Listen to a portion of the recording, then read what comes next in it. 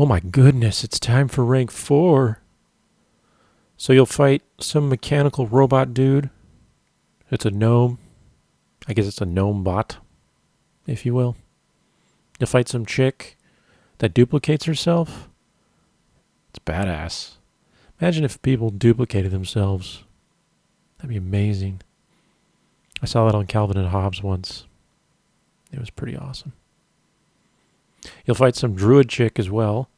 She likes to hug trees, eats granola, all the usual. And you'll fight this weird monkey-looking dude. I don't know what he's about, but he's named Crush. His parents hated him. It's kind of depressing. Yeah. All right, let's get started. So your first opponent is Crush, the Arctic monkey beast guy. And yeah, his parents just so lazy. I don't know what they were thinking. Well, actually, I do. I mean, they're obviously, let's just name him after the stuff that he likes to do. The thing that he is. You know, he likes to hit things with his fists, likes to bash things with his face. Let's name him Crush. Done. It'd be like if your parents named you Rent-A-Cop. You know, they're just like, we have realistic low expectations. Let's just cut out the middleman. Save potential dates a lot of trouble when they meet you. Find out your name. Anyway, poor Crush. He does exactly as you'd expect. He tries to crush you with his face. And you'll see he actually hits me because I'm retarded. But it turns out when he uses his charge ability, he sort of aims toward where you were standing, sort of. But then he'll often just turn and face another direction, even though you were moving around him in a half circle. And you shouldn't be facing you anymore. But he does, and then he hits you against the wall, and it hurts a lot. And you think, I'm going to die, but then you totally don't die, and you're like, oh, my God, I'm alive. And then you win. That might happen. So, yeah, just run around him in circles, basically. And you should probably tank him or pull him to the middle of the room when you start the fight, and then you won't have this weird wall thing like I did there. And that way, no matter where he chooses to rush, you will have space between him and the wall so you can get out of the way in time. And that's about it. Otherwise, Crush just does a little bit of melee damage, pretty weak. You should be able to heal through it quite easily. So, let's check out our next contender. Second in line, you have Leona Earthwind. And she's a lovely little druidess. She frequents the night elf bars. She's a vegan. She loves beach walks. She loves howling at the moon. So, I can give you her number if you want. I might have gotten it off her. Or her digits, as the kids say. I'm down. You know what's up. Anyway, in this case, you have to fight her, and there's some plants that spawn. I don't know. She got destroyed. I don't know what I did. I crit a lot or something. So, I can't really tell you a whole lot. She spawns plants. I assume you should probably kill them. They do seem to do quite a bit of melee damage. But by the time they spawned, it was sort of irrelevant. She was pretty low. So I just kind of focused her down a little bit. But you can stun her. So you can do that. You can also interrupt her wrath. She uses a beam there, which you should get out of because it silences you. So I used Fists of Fury to stun her and the ads when they came in there. And you could do similar or just AE them down. They don't have very much health. So pretty simple. And yeah. Then you can drink her milkshake after you win. Congrats.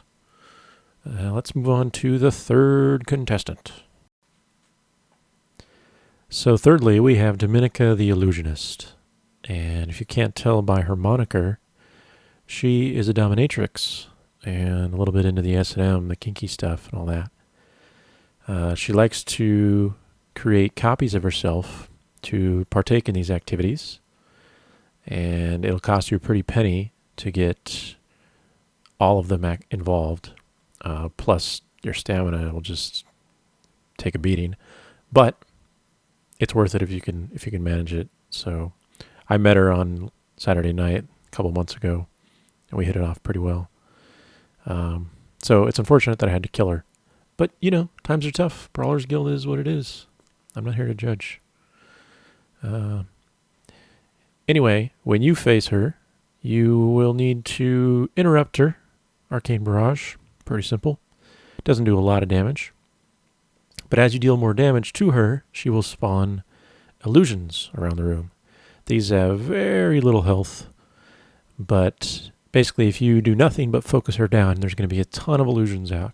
And they don't do a lot of damage on their own, but combined, they will burst you down pretty quick if you don't have cooldowns. So there's a couple ways you can do it, it seems. I killed the first set of illusions because I thought it was really important, but then I waited a while, didn't really worry about the next big chunk of them until right at the end, and then I just AE'd through them all. They drop pretty quickly. So if you want to play it safe, kill illusions more frequently. If you want to live dangerously, which I think she would find arousing, then don't kill very many or ignore them completely. And hell, you could take your gear off and do it. I don't care. You're crazy. Don't mess with you. Ooh. All right. Let's go on. Ladies and gentlemen, your rank 4 champion is Deekan. And he is mechanical. And a goddamn gnome. And he likes electricity. I think he's buddies with Tesla himself. So, yeah, it's a cool fight. You can see there's a lot going on. Basically, you've got walls of electricity, and at any given moment, 3 or 4 of those will be pulled across the room by Deekan, and you can see the beams indicating which section will be moving.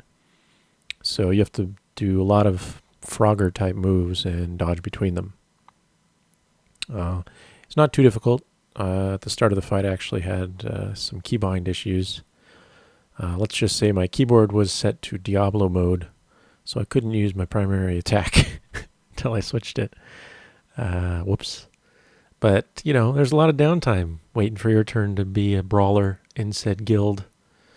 I'm sure Brad Pitt did the same thing. Probably played Angry Birds on his phone, even though it hadn't been out yet. Timelines are irrelevant. Screw it. Anyway, in this case, you want to just zoom your camera way out for this fight. You should prepare so you know when it's coming up. And kind of angle it, sort of the top-down view a bit, so you get a wide view of what's coming in at you and what angle it's coming in at. And you can easily pick your path to get between things. The DPS requirement is not that high to beat the Enrage or Berserk, so just survival's the key. If you get hit by the electricity walls, it's not the end of the world, per se. They do around 90,000 or so, but you can't stand on them for sure, and you don't want to take any extra damage if you can help it. So like right there, even jumping over the edge of one, I still took a tick of it, and didn't think I would. So, yeah. Be careful. But that's it. Just burn Deekan down. Use your cooldowns. You can see he's stunnable there if you need to buy yourself time from his melee damage, which is not very high, but, in addition to the rest of the stuff, can be dangerous. And otherwise, just focus on survival from the walls first and DPS second. And then you'll be the champion, and everyone will salute you. Or they'll throw fruit at you. Either way, you win.